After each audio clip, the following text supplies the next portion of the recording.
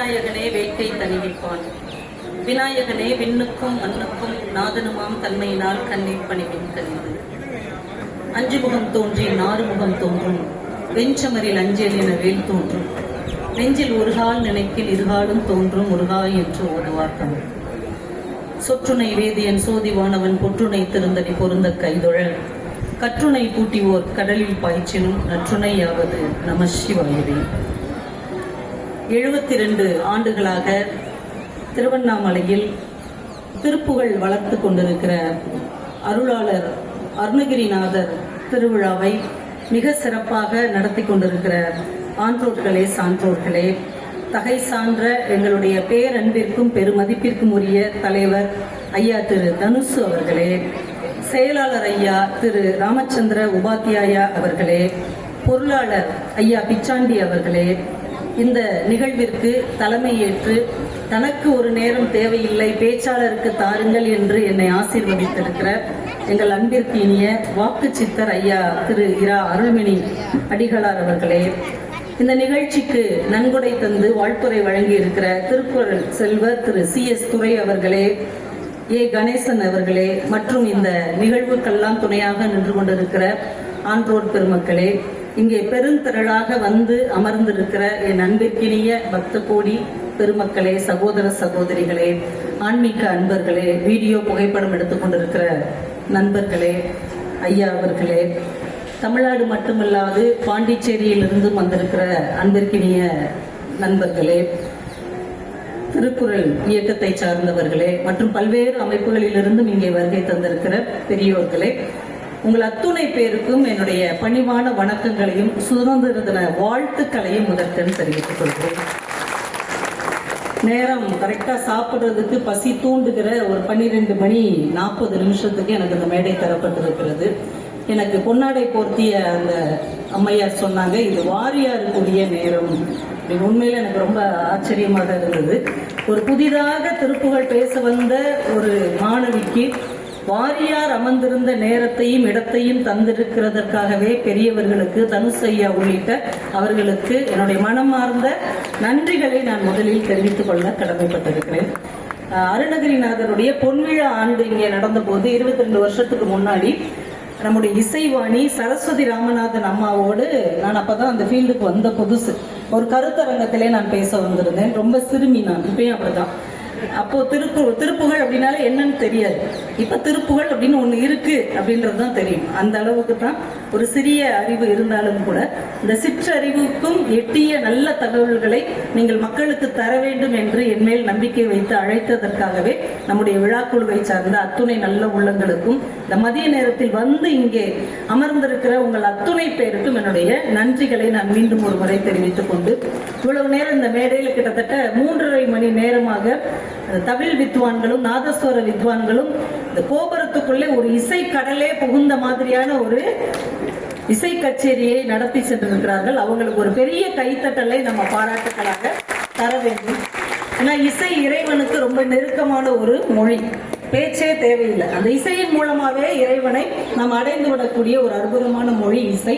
அது ரொம்ப அழகா தங்களுடைய அந்த தம் கட்டி உயிரை கொடுத்து வாசித்த அந்த பெரியவர்களுடைய வாழ்க்கை இன்னும் சிறக்க வேண்டும் என்று அவர்களை மனமாற வாழ்த்தி, எனக்கு இன்னைக்கு தலைப்பு திருப்புகழ் காட்டும் வாழ்வியல் நெறிகள் அப்படின்னு ஐயா கொடுத்திருக்கிறாங்க.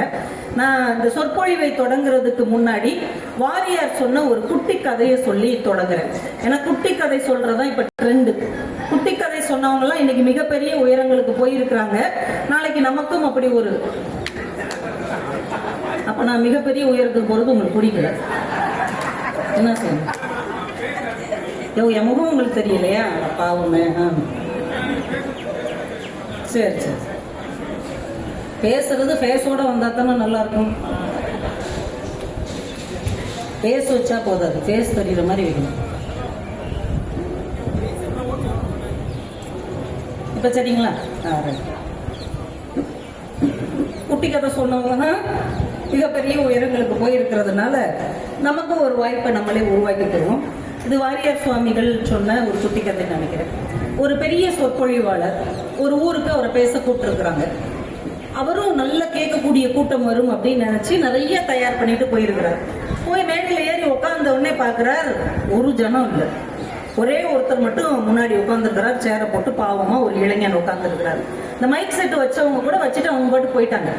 இப்ப இந்த சொற்பொழிவாளருக்கு ஆற்றாமை தாங்க முடியல. தம்பி, நான் நிறைய பேர் வருவாங்கன்னு நான் தயார் பண்ணி வந்துட்டேன், நீ ஒருத்தன் தான் இருக்கிற, என்ன செய்யலாம்? நீ எந்திரிச்சு இப்படி போயிட்டேன்னா நான் இறங்கி இப்படி போயிடுவேன், நீ ஒரு வழி சொல்லு அப்படின்னா.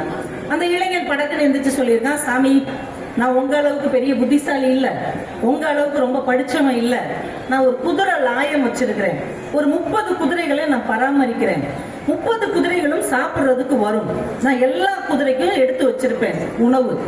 சில நேரம் ஒரே ஒரு குதிரை தான் வரும், ஒரு குதிரை தானே வந்திருக்குன்னு நான் சாப்பாடு கொடுக்காம விட மாட்டேன், அந்த ஒரு குதிரைக்கு நான் கொடுத்துதான் அனுப்புவேன் அப்படின்னு. எவ்வளவு புத்திசாலித்தனமான பதில். அசந்துட்டார். நீ ஒருத்தன் போதும்பா, உனக்காக நான் 1.5 மணி நேரம் பேசுறேன்னு சொல்லிட்டு 2.25 மணி நேரம் பேசியிருக்கிறார்.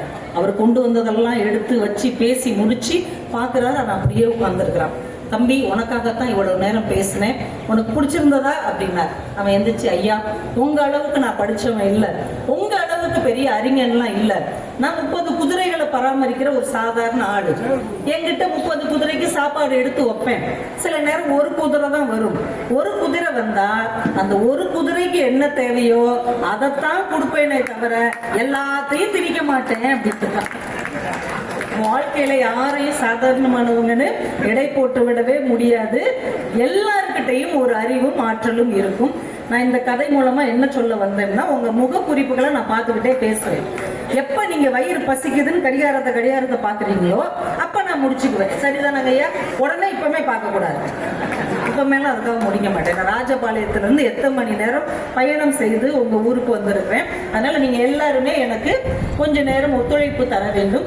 அதுவும் இல்லாம இந்த நல்ல ஒரு நாளில், நம்ம நாடு விடுதலை அடைந்த ஒரு திருநாளில், நம்முடைய இறைவனின் பாதத்துக்கு பக்கத்தில் உட்காரக்கூடிய ஒரு வாய்ப்பு யாருக்கு கிடைக்கும்? நம்ம எல்லாருக்கும் கிடைத்திருக்கிறது.